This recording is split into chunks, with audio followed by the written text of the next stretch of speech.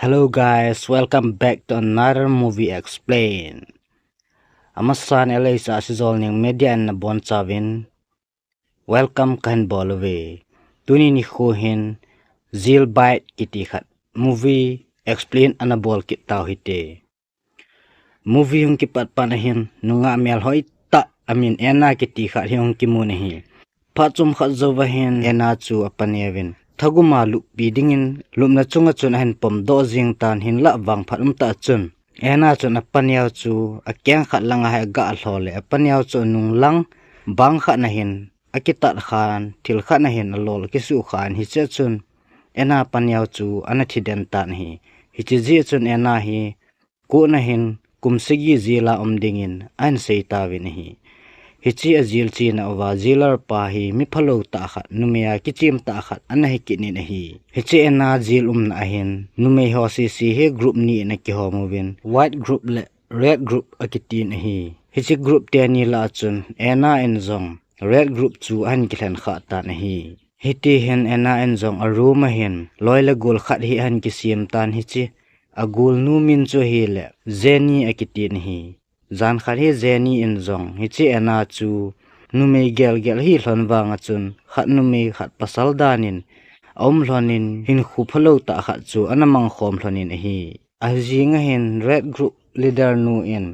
white group leader nu hi avo adingin ang kheu tawin hi chi ji chun ena chu ong ki pedo in white group ma leader nu chu ain vojing ta ni hitia akidel lai ta hana chun sipai ho hongovin ena le akidel pi nu chu ang su khem ta win hi chi ji chun akidel lon hon chu ena chu thip mo sa win ena chu jailer pu ko ma chun ain pui ta win hi chi pha na chun jailer pu in jong ena ko ma chun chi ki sa pa na hi nahung do nu ma hi le ki to ilup khom ding hi nata sa nei pi ding hi aniti tan hi ena hin aniawa pa na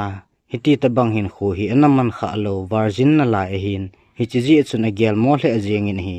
hinla itabangin gel mozong le hi chu pi te te nga hi ta ji achun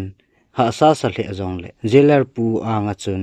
anabungin hi ti chun jailer pun jong hi che ana chu kichip nan an nei ta na hi ajing ni kho hin white group ho jong chu alung hangovin red group ho chu to hong ki del ki ta win hi chini kho jinga jong hin thimon na zo si chu ena chunga chun alhun sa ta win hi chi ji chun ena chu jailer pu ko ma chun ana puilut ki ta win hi chini kho hin jong jailer pu in ena ko ma chun ka sei sei na ngai lo le phalo ding hi ana ti pin hi ti chun ana gi salin hi ji chun ena jong akichat mana chun jailer pu sei sei chu ana ngai ki ta na hi chi zowa pa na hin jailer pu jong hin ena chu virgin hi het ji achun ena thip mona ding chu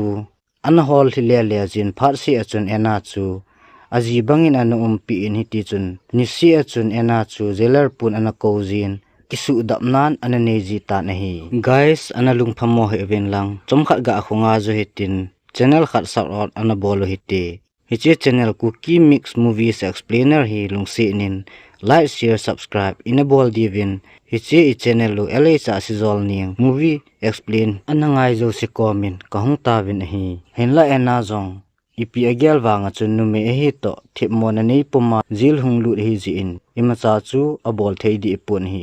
chi ji chun nikhat hi ama ho group ma lamkai nu ko ma chun jailer pa in kong thuna pa nen hi chan ge hin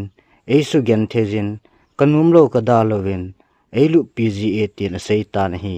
ama ho group la lamkai nu jong chu jailer pu in hiti tabang banga chu anabol dan hi a group mu wa lamkai nu chun ena chu phone khat hi apin jailer punan ko kina hiti tabang hin khunan man pi ki teng le hi chi phone hin record bolin lang hi in atin phone chu apitan hi chi zo hin ena jong igel bang bang wa chun jailer pu hin han ko ki tan hi chini khu hin ena en jong jailer pu he lo wa chun chan hon chu phone in record na bol tan hi phachom khat zo wa hin lamkai lin ho chu hi chi jila chun hong tawin hi chini khu hin ena en jong lamkai lin ho masanga chun